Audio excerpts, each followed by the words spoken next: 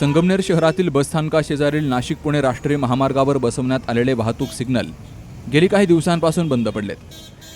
शहरातील सर्वाधिक वर्दळीच्या या चौकामध्ये सिग्नल बंद असल्यामुळे वाहतुकीचा पूर्णपणे बोजवारा उडालाय. त्यामुळे अपघातांचा गंभीर धोका निर्माण झालाय. मात्र याकडे पोलीस प्रशासनानं पूर्णपणे दुर्लक्ष केल्याचं पाहायला मिळतंय. या चौकात पुणे, नाशिक आणि अकोलेकडून येणारी वाहनं मोठ्या प्रमाणात ये जा करत असतात.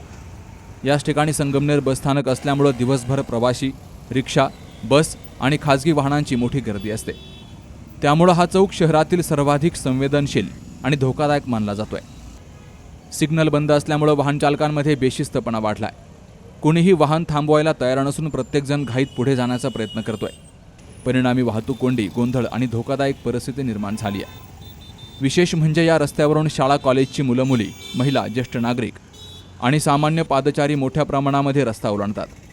सिग्नल बंद असल्यामुळे त्यांना जीव मुठीत धरून रस्ता पार करावा लागतोय. स्थानिक ग्रामस्थ आणि प्रवाशांच्या मते इतका महत्त्वाचा सिग्नल महिनाभर बंद असताना पोलीस प्रशासन किंवा संबंधित विभागाकडून कोणतीही ठोस कारवाई होत नसल्यानं संताप व्यक्त केला जातोय. अपघात घडल्यानंतरच प्रशासन जागं होणार का, असा संतप्त सवाल नागरिक विचारतायत.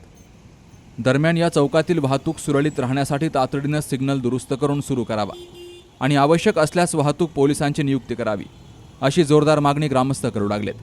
अन्यथा एखादा गंभीर अपघात झाल्यास त्याची जबाबदारी नेमकी कोण घेणार, असा प्रश्नही नागरिक विचारतायत. Subhash Bhalerao, C news Marathi, Sangamner.